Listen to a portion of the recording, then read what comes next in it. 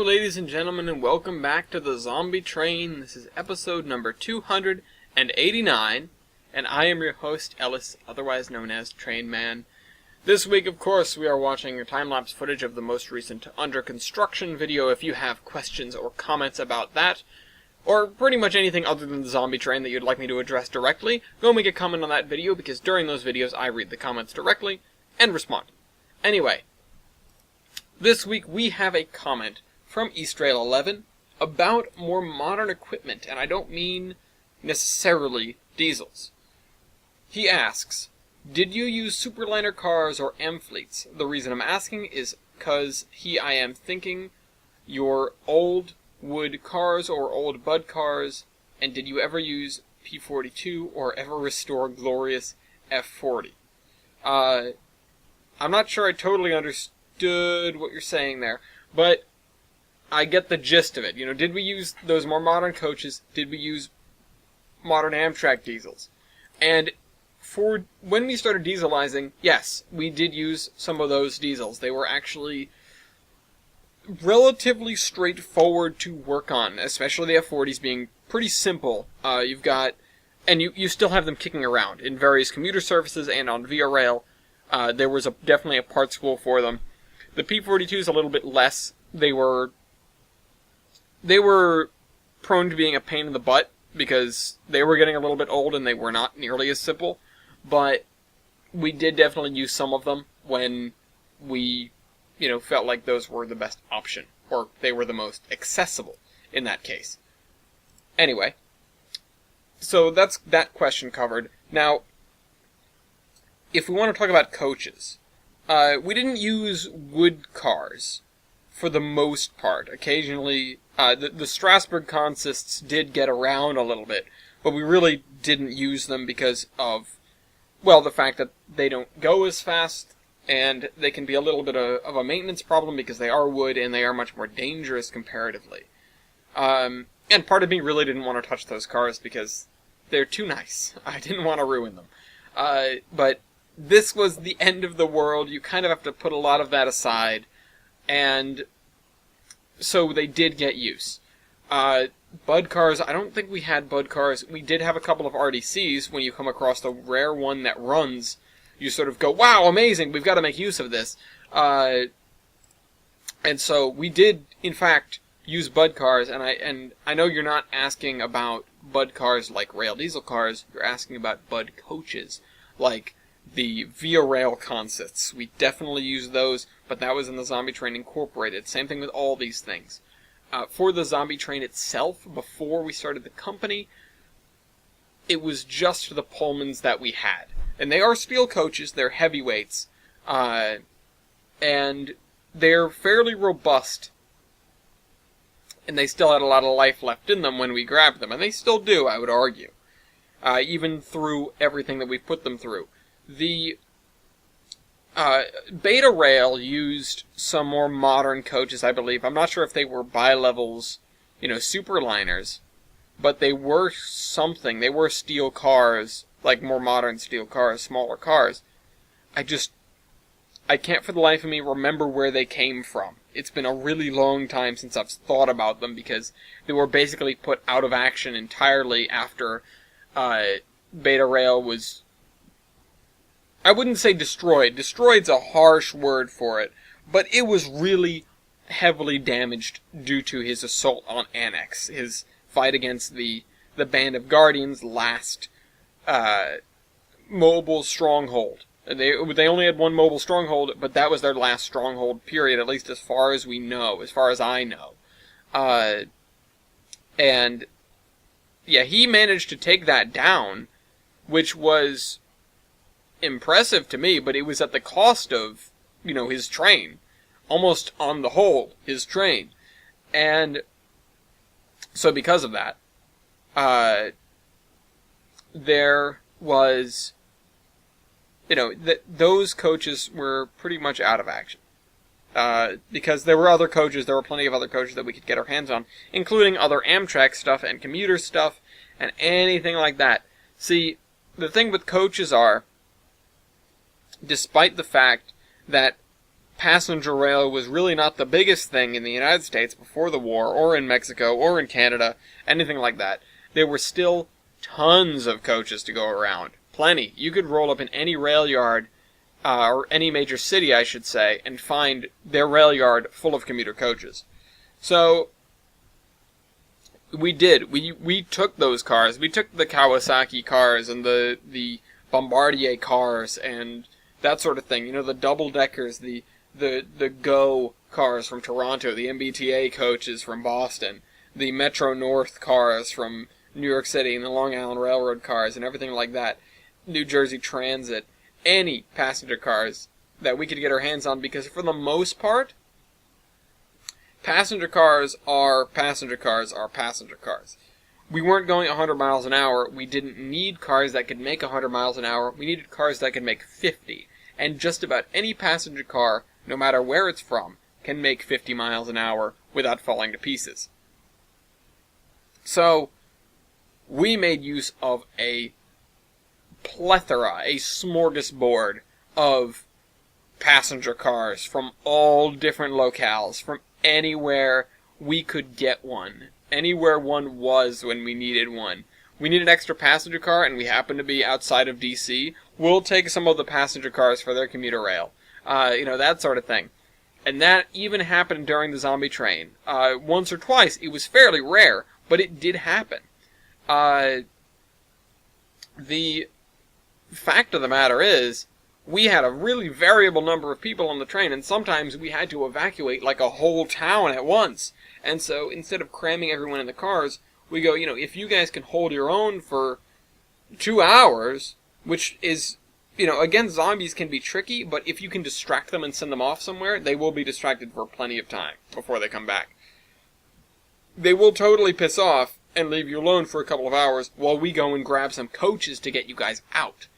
And as far as I know, that almost never backfired. There were a couple of very minor instances where we had to turn around midstream and come back and get people because they knew they weren't going to make it, or they had to bail out another way. We came back to an empty place, and we were like, oh no, everyone's dead. No, they're fine. They just, they made it out on their own means, or they're hiding out somewhere because the zombies were coming back quicker than we thought they would. When we made that decision, hey, we can go get some other coaches, it was usually with a lot of thought and, sort of calculation behind it. We knew that we would have plenty of time. So, the answer to all of those questions, every one that was posed there, is a pretty firm yes. The thing is, with the F-40s especially, and with the coaches, because what are you going to do to coaches, seriously? We didn't really have to do a lot of restoration. And of course with the P-42, there was nothing there that, nothing in what you listed that we had to go and we had to rebuild like we had to rebuild a steam engine. If we wanted an F-40, we took them from Boston, or we took them from Toronto, or, not Toronto, well, not specifically Toronto, but via rail. And that sort of thing. I'm just thinking Toronto because we spent a lot of time up there. We frequented the place, The MBTA or any of the other services or places that have F-40s, of which there are plenty. They weren't all totally retired even, even then. You had a lot that were being converted into cabbages, but not all of them.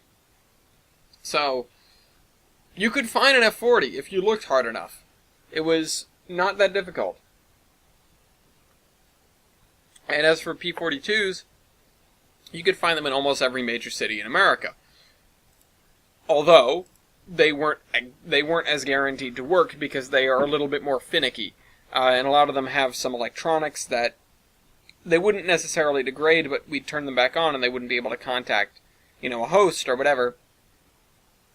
And they would bug out on us. There were a few things, especially with a lot of the more modern engines, and I've talked about this before, but some of them that used, cellular networks or wireless networks or radio or that sort of thing in order to communicate with, like, a base station, because these were modern engines, and when you're on the cutting edge, you end up getting technology that's like, oh, here is a car that gets firmware updates. Yeah, some of the more modern cars did that. Some of the more modern locomotives did that as well. It was a little bit weird, but those are the ones that we had to go. Well, these are pretty useless to us. We can't, we're not going to go and turn on General Electric servers and expect them to communicate properly. So that's just going to have to be that. And it felt bad ruling out engines like that, but it was not worth our time. Especially at the beginning of the transition, where it's like, okay, let's just reactivate some diesels as quickly as we can. Let's not lollygag, because now we can start moving over. Now, coal wasn't necessarily difficult to find. It's not like it was scarce. But it was a logistical issue when it came to steam engines. Steam engines eat a lot more coal than diesels eat fuel. You can transport the stuff on for a diesel engine a lot more easily than you can transport the fuel for a steam engine. It's just the way it is. And maintenance aside, it's one of the reasons why steam was doomed on the Zombie Train Incorporated from the moment we started getting a refinery running again. It was, obviously, it's, our time is best spent doing this because it's better. It's more effective. It's the kind of thing where, if we can spend less of our time doing logistics for our own operation and more of it doing logistics for the people that need it, the reason that we're here, then that's a net benefit for our entire operation.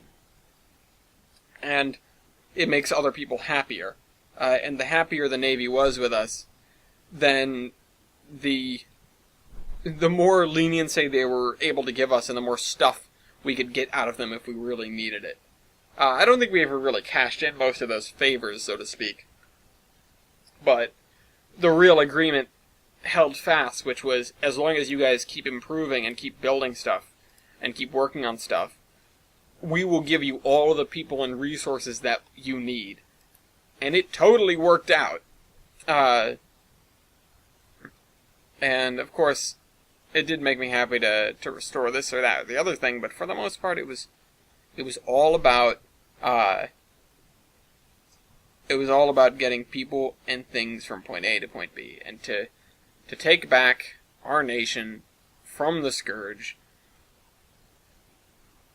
and to bring us back from the brink. There are still areas of the world that have not recovered, and might not. Even parts of Russia and stuff like that I know that they lost a lot of their population, and that the people were fragmented because of it. And in Europe in general, Europe being as dense as it is compared to the US, stuff was bad here. I can't imagine how it was in Europe. And the fact that then you had this sort of war going on the side, which I don't talk about this that much, because I wasn't involved in it. But there was an English group, there were Russian groups, there were other groups in continental Europe that were vying for control of the continent during the war. They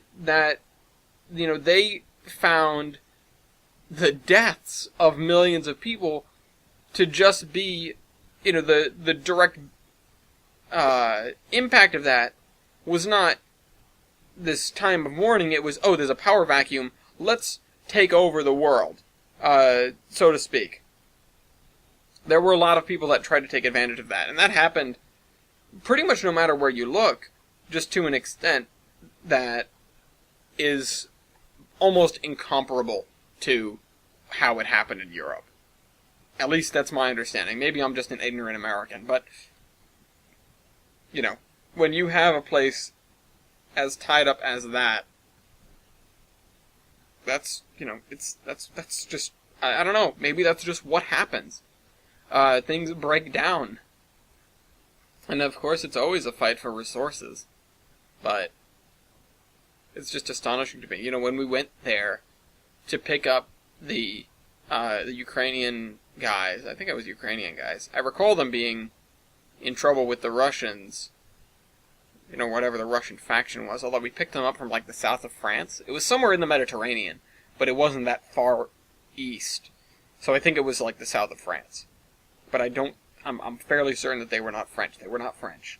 I don't know. I was in charge of this flotilla. But anyway, I hope you guys enjoyed this video. If you've got any questions, leave them in the comments, any other things, and I'll see you next week. Trainman out.